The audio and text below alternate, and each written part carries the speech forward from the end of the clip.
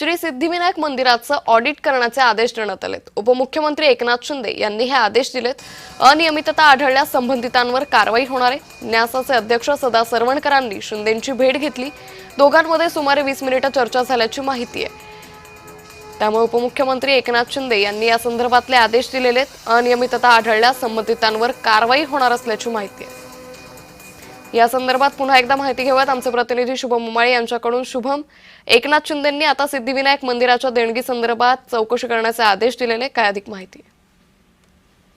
अर्धातून अंकिता, काल सदा सरवणकर हे कॅबिनेट बैठक होती, त्या निमित्ताने एकनाथ शिंदे पक्षाचे मुख्य नेते आणि उपमुख्यमंत्री यांना भेटण्यासाठी आले होते। सर्वप्रथम ते मंत्रालयात आल्यानंतर जय महाराष्ट्राच्या कॅमेऱ्यामध्ये त्यांचं दृश्य जे आहे ते आपण सर्वप्रथम टिकलं होतं। अशामध्येच आता काल नेमकं बैठकीत काय झालं याच्याबद्दलची माहिती समोर येत आहे। काल अर्धा तास त्यांच्या दोघांमध्ये चर्चा झालेली आहे आणि राज ठाकरे यांनी त्यांच्या सभेमध्ये ज्या प्रकारे आरोप केले होते की वर्षाला 18 कोटी रुपये हे देणगी स्वरूपातले चोरीला जात आहेत, याबद्दल सदा सरवणकर यांनी पत्रकार परिषद देखील घेतली होती आणि काल एकनाथ शिंदे यांनी त्यांना भेटण्यासाठी वेळ दिली होती आणि बोलून देखील घेतलं होतं।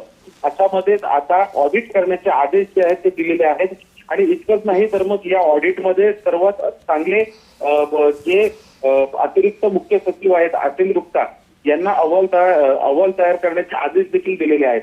अशामध्येच आता नेमकं हे ऑडिट कधी होतं, या ऑडिटमध्ये काय काय गोष्टी समोर येतात आणि ज्या प्रकारे भावना ज्या आहेत भाविकांच्या दुखावल्या गेलेल्या आहेत याबद्दल देखील कशा पद्धतीने आता शिंदे आणि सदा सरवणकर याबाबतीत पुढे अहवालातनं समोर सगळ्या गोष्टी आणतात हे पाहणं महत्वाचं असेल। काल सरवणकर यांनी मंत्रालयात शिंदेसोबत अर्धा तास भेट घेतलेली होती आणि अशामध्येच ऑडिट करण्याचे आदेश जे आहेत ते शिंदेंनी दिलेले आहेत। निश्चित शुभम, तुर्तास धन्यवाद आपण दिलेल्या सविस्तर माहितीसाठी।